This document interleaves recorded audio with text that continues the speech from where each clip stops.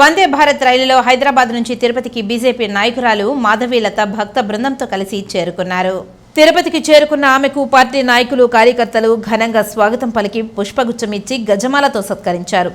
స్వామివారి చిత్రపటాన్ని సైతం అందజేశారు. అనంతరం మాధవీలత మీడియాతో మాట్లాడారు. వైఎస్ఆర్సీపీ చేసిన ప్రతి అక్రమాన్ని బయటపెడతామని బీజేపీ నేత మాధవీలత స్పష్టం చేశారు. మాజీ సీఎం జగన్మోహన్ రెడ్డి, ఆయన చిన్నాన్న వైవి సుబ్బారెడ్డి తిరుమలను వ్యాపార సంస్థగా మార్చి హిందువుల మనోభావాలు దెబ్బతీశారని అన్నారు. లడ్డూ అమ్మకం ద్వారా 1300 కోట్ల ఆదాయం వస్తున్నప్పుడు గోశాల ఎందుకు నిర్మించలేదని ప్రశ్నించారు. వైసీపీ హయాంలో 18 సార్లు నెయ్యి ట్యాంకర్లను వెనక్కి పంపేశామని చెప్పిన నాయకులు ఎందుకు ప్రకటించలేదని ప్రశ్నించారు.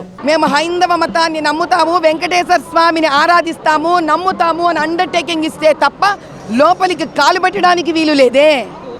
దాన్ని నువ్వు సెప్టెంబర్ 2020 రోజు నీ చిన్నాయన అయిన సుబ్బారెడ్డి ఎట్లా తొలగించినాడు? అండర్టేకింగ్ని తొలగించిన నీకు మా వెంకటేశ్వర స్వామి మీద నమ్మకం ఉన్నట్టు ఎట్లా నమ్మమంటావు? ఈ అండర్టేకింగ్ ఈరోజు నువ్వు సంతకం పెడతావా? కింద నుంచి నడుచుకుంటూ పోతావా పైదాకా? మరి 18 సార్లు నెయ్యి బాగలేదని రిజెక్ట్ చేస్తేవే, మరి అప్పుడు చంద్రబాబు నాయుడు గారు లాగా నువ్వెందుకు బయటకు వచ్చి చెప్పలే? 18 సార్లు రిజెక్ట్ అయింది, ఈ రిజెక్ట్ అయిన దాంట్లో ఇవి ఉన్నాయి కాబట్టి వెంకటేశ్వర స్వామిని ఇప్పుడు మనం పవిత్రం చేయాలి, హోమాలు చేయాలని ఆ దినం నువ్వెందుకు బయటికి రాలే? ఆ దినం నువ్వెందుకు మెట్లెక్కిపోలే?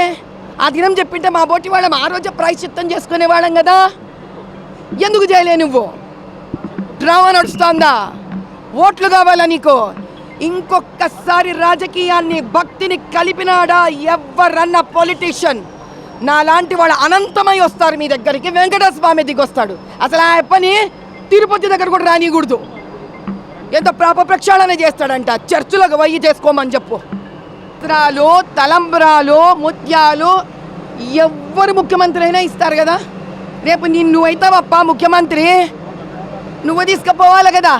మీ భార్య మన వచ్చిందా? మీ అమ్మ వచ్చినారా? నీ పరివారం ఏమన్నా వచ్చిందా? వాళ్ళు అండర్టేకింగ్ ఇచ్చినారా? నువ్వు చీఫ్ మినిస్టర్గా గవర్నమెంట్ డబ్బు పెట్టుకొని నువ్వు తీసుకుపోయేది ఏం గొప్ప? అక్కడ ఎవరిని పెట్టినా తీసుకుపోతారు.